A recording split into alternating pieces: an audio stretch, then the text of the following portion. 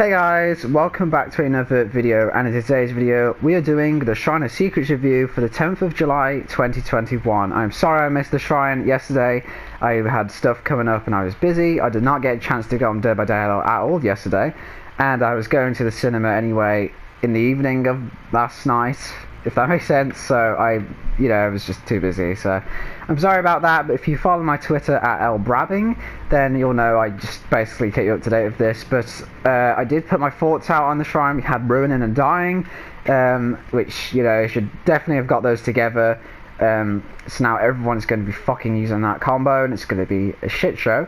And I think Detective's Hunch was on there, and I do not know what the other one was, but it was pretty good. We're just gonna get started, I think, because also, side note, before we do get started, the event has now been extended to July the 22nd, which is when it'll finish because of the issues and stuff, which is nice. Also, that means there's an extra 7 days of Shrine reviews, which is gonna drain my soul by the end of this. So I might be taking a few more breaks.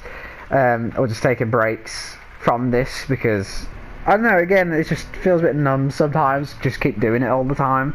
So if I get a bit too fed up with it, then I will have a little break, or again, if something legit does come up like yesterday, then I will let you know about it. But anyway, first of all, we have Blood Warden, which is a Nightmare / Freddy Krueger perk, and this one's a bit memey. It is good, but it's a bit situational and needs conditions, and it's a bit mostly like a meme perk. But I actually use this seriously on my Blight, actually, because I have a 4th perk slot for Blight, which I do not know what to put there, because my 3 perks do everything great anyway, so I just throw in something every so often. I just have Blood Warden at the moment. But anyway, Blood Warden has, so as soon as the exit gate is opened, the auras of any survivors located within exit areas are revealed to you. Once per match, hooking a survivor while Blood Warden is active calls upon the entity to block both exits for all survivors for 30 seconds. At Tier 2 is 40 seconds, and then Tier 3 is 60 seconds. I have no idea why it jumps from 40 to 60. It should be 40, 50, then 60. I don't know. But anyway, yeah, so once all the gens are done, this perk is active, and then when it's active, any survivors who are in the exit areas, where they crouch and teabag and heal and stuff, pardon me, you see their auras from any distance. But if you're able to hook a survivor, it doesn't have to be a kill, it just has to be, a hook. Hooking a survivor at any point in the endgame collapse will call upon the entity, and both of the exits will get blocked, which means they can't leave by any means until the time runs out. So you should definitely use this at Tier 3. I would never use this perk at any other tier, because 30 seconds compared to 60 seconds is fucking crazy. Yeah, again, it's good. That's really good. I had it actually work yesterday. Not yesterday, the day before, sorry. But it's really good if you can get it to work properly, because for one, all the gens have to be done, which, this is kind of like the no-ed situation, where it's like, some people would rather use a perk to prevent them getting to that point anyway, if that makes sense. So you have to basically lose, and then you have to have someone downed and ready to be able to hook, and have to make sure at least an exit gate is open. Or you can go run and do it yourself, but if the survivors are quick enough. Also, survivors sometimes are aware of this. Sometimes, like the 99 gates, so you hook someone and then they'll open the gate. Or sometimes if the gate's open and you're about to hook someone, they'll leave because they get worried about it. But mostly it's kind of like no-ed in the sense of like it's a perk to be like, oh shit, like if you're not feeling confident, I guess it's like oh shit, this is going really bad, and like I'm not doing very well, and they're all probably going to escape. You could combine this with no-ed to make it easier to get the down, and then just open the gate and do it like that, and just to be an asshole. I just use this perk by itself. Yeah, I don't know, it's a good one. It is good at what it does. If you get it to work, yeah, boom. You can see the auras of them when they try to escape. They have 6 seconds where they can't do anything, and you can just fucking mow them down. And sometimes that turns 1 kills into 4 kills or 3 kills. So, or just a no-kill game into a 1 or 2 kill game. Depends really. Yeah, so it's good. Sorry, I'm always very conscious of these reviews being too long. I know that's the point because I go in depth about it, but I know some people don't really go as much in depth as I do, so I'm a bit paranoid sometimes about the reviews being too long. But anyway, next we have Botany Knowledge, which is a Claudette perk, not Claudette's perk. Well, it is, but you know what I mean. Basically, what does this do? Healing speed and healing item efficiency are increased by 11%, which is 22% at tier 2 and 33% at tier 3. I don't really have a lot of experience with this perk. I don't think I've ever used it. I don't think I've ever seen anyone use it. I think it actually comes on the shrine maybe like once a month or so. Personally, honestly, I think this is pretty good. This is basically just a better self-care in the sense, not in the sense like you can heal yourself at any time kind of thing, but yeah, it just basically makes you heal faster, and it also makes things like med kits heal you faster, if that makes sense. So again, I don't really know what to say about this one because it's just good, you know. You can combine this, I guess, with like we'll make it, I guess. I'm trying to think.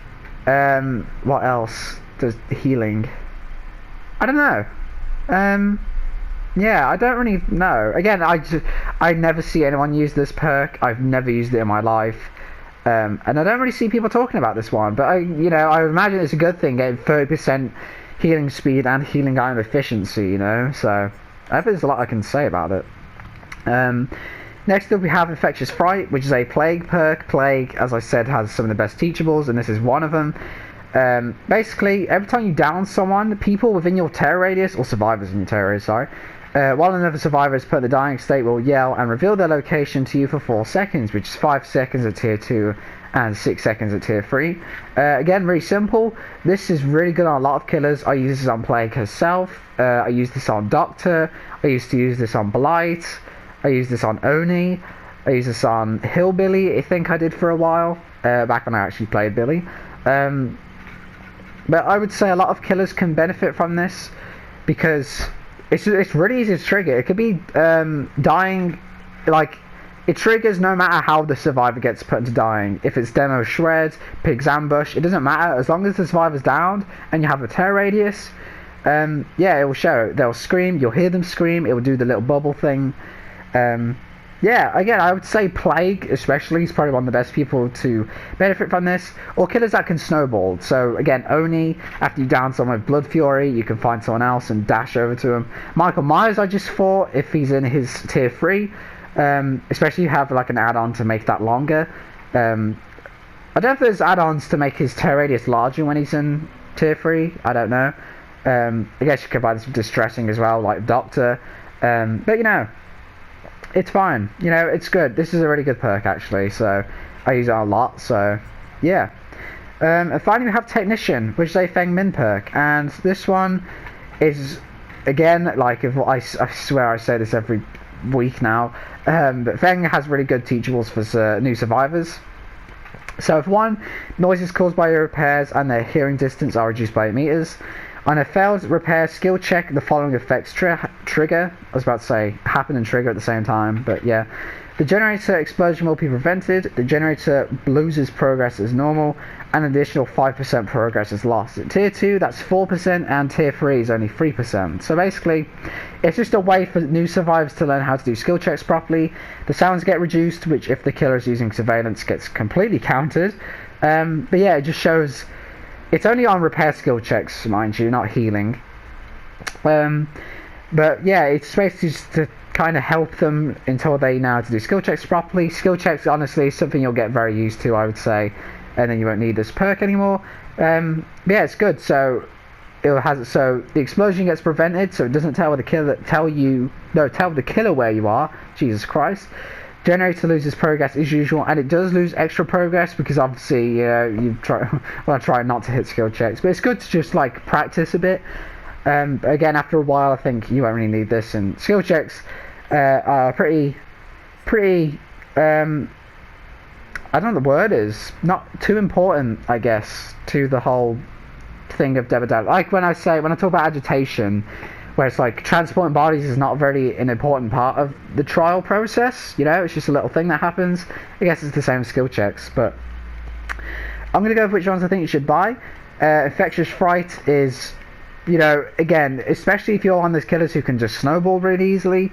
But even if not, this is a really good tracking perk. It's solid as long as you're not a stealth killer. This is great. Again, the ones I mentioned, Michael, Oni, and Plague.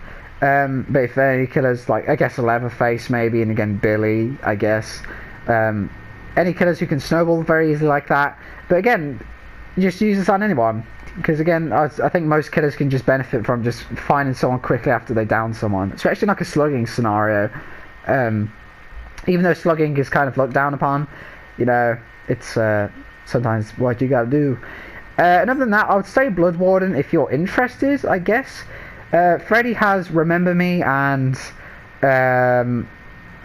Fire Up, which aren't great perks. This is probably his best one. It's a bit memey, it's a bit complicated, but if you get it to work, you can have some really good plays. Like I said, I've had this on Blight for a couple of weeks, and I've been having a lot of fun with it. It doesn't always trigger, it's just a nice little perk, like Noed, I guess, where it's like a, you know, perks to fall back on if you do kind of shit that game. You know, you have a little backup at least. The game has not gone completely to waste. Also, I'll say Blood Warden. Only one gate has to be open for the effect to happen, because if you hook someone while only one exit gate is open, it does block both of them. Even if the second one isn't open until after the person's been hooked, that gate will still get blocked at the end. So don't worry about that. Don't worry about them trying to like think, if you think they can like bypass it and like open the second gate and escape through that gate. No, it will block both, even if that gate has been shut before Blood Warden has triggered, if that makes sense. So you don't need to worry about that. It's basically a guaranteed both exit area blockage for your maximum death rate, I guess. So guys, that's good for me. I'm sorry I forgot about yesterday. I should be here for tomorrow's. But yeah, I'll see you in the next one.